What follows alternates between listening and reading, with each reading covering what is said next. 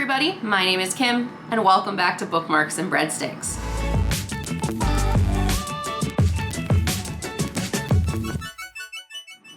Hi, and welcome back to Bookmarks and Breadsticks. It is almost the end of March, which means it's the end of the first quarter, and I have read 17 books so far. Probably by the time this goes live, I'll have probably read closer to 20 books.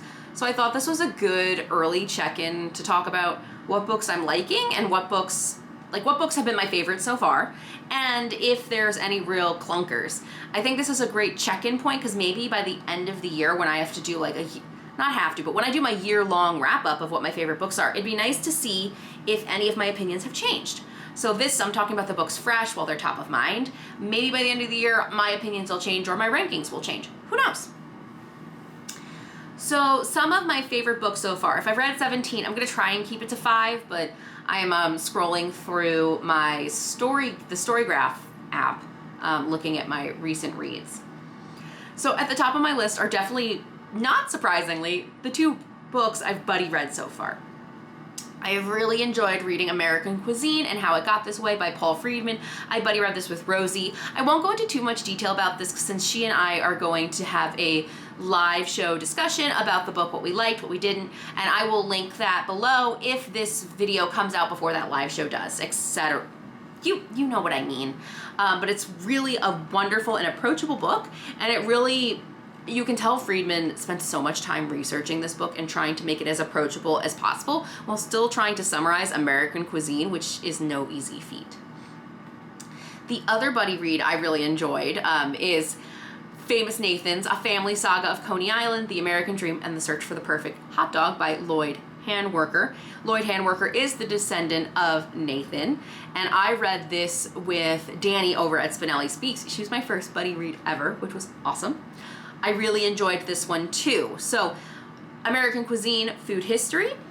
Famous Nathan's, a memoir / special topic since it's a biography. This would be a better example of a biography since Lloyd Handwerker is the descendant of Nathan. A memoir would be written from his own voice. So this is definitely a biography and food history. I forget that I can use the genre biography. Like, how silly of me.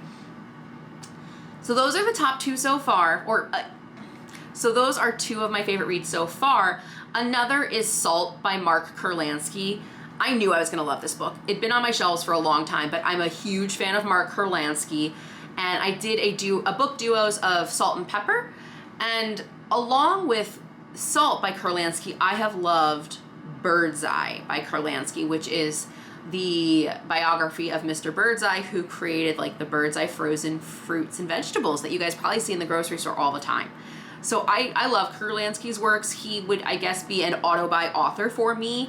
I love his stuff.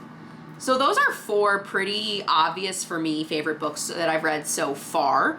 And I've actually made videos, or will have made videos, about all of these books. So that's another great indication to me that I've enjoyed a book, is when I really want a whole video to talk about it. Another book, just to put on the radar, rounded out at 5, that I have really enjoyed this year would be The Monk of Mocha. This is by Dave Eggers, the author of The Circle. I guess he's a fiction writer too. But this is all about the journey of a Yemeni man, Mokhtar, and his goal to bring Yemeni coffee, fair trade Yemeni coffee, to the United States. I flew through this book in less than 2 days, and it's big. It's 353 pages.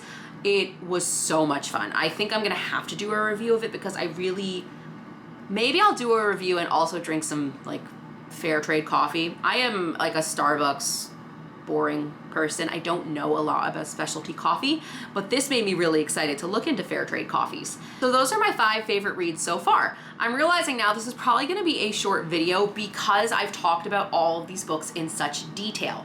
So if you want to learn about Mark Kurlansky and the book Salt, I would recommend my book duos video, which I'll link above, where I compare Salt by Kurlansky to another book, Pepper, which is by another author. If you're interested in Nathan's hot dogs, not only does Danny have a 60-second review of the book, I am also in the middle of filming a Nathan's hot dog review where Dan, my husband, is actually willing to eat 3 different types of hot dogs: a Chicago dog, a Nathan's if I can get a Nathan's hot dog and like a Hebrew National. So I've got to film that one. And then American Cuisine, as I mentioned, Rosie and I are going to have a live show discussion about that book. So really, The Monk of Mocha is the only book I haven't done an in-depth review of. And this is, I just read it, I think about a week ago. I actually listened to it as an audiobook, and what I loved about The Monk of Mocha is that it was very funny. And very informative and fast-paced, which I don't think you get a lot of fast-paced nonfiction sometimes, but that's what I've noticed. And I think lately that might have been why I was in a reading slump last month, was that a lot of the books I was reading were informative but very slow. The Monk of Mocha, if you actually have the physical book, it's written more like a chapter book. It's written like fiction, like a story. And I think that's what made it really fun and easy to read and fly through. And also Mokhtar, like, you can't believe this guy is real. Like, he got kidnapped. It's fine. He's so chill about it. He's like, hi, my captor kind of looked like the Karate Kid, so I called him the Karate Kid. And I'm just like, oh my God, are you kidding? Like, he's so calm about it. He just kind of lets life, he's been wandering his whole life to find purpose, and then he finally finds it, and he's so passionate about it, but he's not scared, which I want to like meet Mokhtar. I want to high five Mokhtar. Like, that's how much I like this person. The fact that he's a real human being and that this is his biography is awesome. And the fact that Dave Eggers, who's just like a regular fiction writer, not regular, but you know what I mean? Like a guy who does not have a huge affinity in the coffee world, who just met Mokhtar and really liked this journey and wrote a book about him, is amazing. The writing is so descriptive. It's so easy to imagine the world that Mokhtar is in, which the world is real, but I don't know how many of us have experience learning about Yemeni and the Yemeni people or the countries that they travel to. So to me, the writing was so vivid that I loved feeling like I was there with them. So I really recommend The Monk of Mocha. I also think it's going to be a hard book to beat because it was so surprising for me. It was not at all what I expected, and I really enjoyed it. So I had 5 really good books so far out of the 17. There's only 1 or 2 books I would really put on this list that I didn't enjoy. One I entirely DNF'd, and that was, I think it was called The War of Wine, and I DNF'd it back in January. I had it on my shelves, and I unwrapped it, and I just didn't want to read it. It's already been donated. It's already gone. I did a whole unhaul earlier this year, which I finally can say earlier this year because it is March of 2021. The most recent book I actually just finished, I really didn't like, and that is Supper Club by Laura Williams.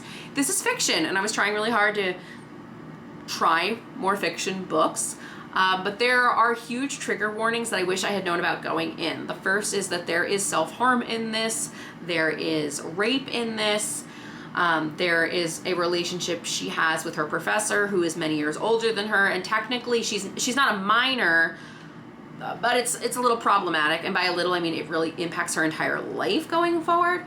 And finally, if you are someone who has struggled with an eating disorder in any capacity, I would warn you, this book goes into a lot of detail about food at the supper clubs to the point where it can be grotesque. It might be overwhelming to some people.